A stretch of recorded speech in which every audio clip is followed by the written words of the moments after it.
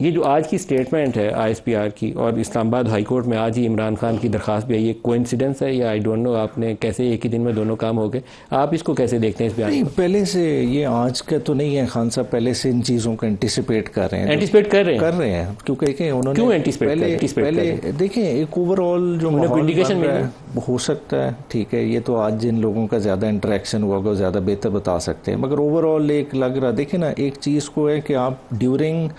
Service चीज़ों को छोड़ के अगर एक पोस्ट रिटायरमेंट चीज़ों पे फोकस कर रहे हैं तो जाहिर बात है वो किसी चीज़ का तो इंडिकेशन है, तो उसी इंडिकेशन के मद्देनज़र ये पिटीशन फाइल की गई। पोस्ट रिटायरमेंट 9 मई है, 9 मई को चलें कर लें, और क्या हो सकता है ज़्यादा से ज़्यादा। देखें एक रिटायर्ड आदमी के कैरियर में क्या हो सकता है, हालांकि इम्पॉर्टेंट क्या पार्ट होना चाहिए था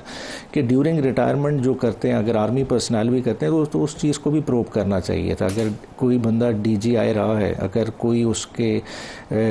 वर्किंग में कोई भी आप कहते हैं शॉर्ट कमिंग्स हैं तो वो होनी चाहिए थी। देखिए पास में भी होती रही हैं, अब आप एक वन ऑफ एग्जांपल करके कर लें, ये भी होना चाहिए, मैं ये नहीं कह रहा कि नहीं होना चाहिए, मगर पास को भी प्रूव करें, पास में भी जो हुए। अगर असगर खान का केस उठा के देख लें, आज तक किसी ने कुछ नहीं किया, हालांकि सुप्रीम कोर्ट की जजमेंट उस पर मौजूद है। 140 मिलियन डॉलर रुपए इसी इदारे ने डिस्ट्रीब्यूट किए थे ना, और अपने DGI के जरिए डिस्ट्रीब्यूट किए थे, आज तक उस पर कुछ हुआ तो वो अकाउंटेबिलिटी तो हमें नहीं नजर आती। डॉक्यूमेंटेड केस है, सुप्रीम कोर्ट उसके ऊपर और उस पर FIA पूरा जोर लगा चुकी है कि किसी तरह से ये मामला क्लोज हो जाए, तो ये इदारे को खुद भी देखना चाहिए।